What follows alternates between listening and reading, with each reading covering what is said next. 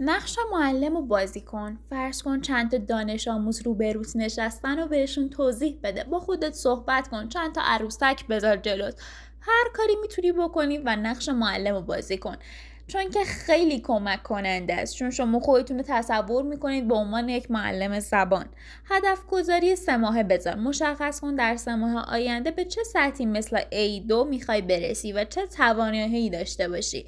قانون 80-20 رو اجرا کن. فقط روی پرتکرار ترین واژه‌ها و رایج‌ترین ساختار گرامری تمرکز کن تا سریعتر پیشرفت کنی. جایگزین کردن کلاس و معلم. از پلتفرم‌هایی مثل آیتاکی استفاده کن تا با بومی‌ها تمرین کنی. تولید فعال زبان.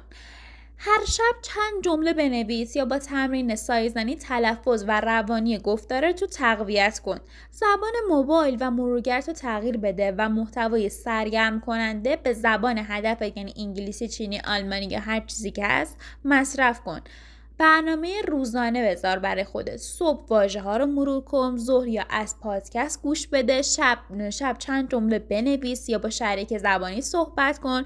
در طول هفتت هدف گذاری بکن، تولید محتوا کن و مصرف منابع سرگرم کننده رو فراموش نکن چون خیلی تاثیرگذاره.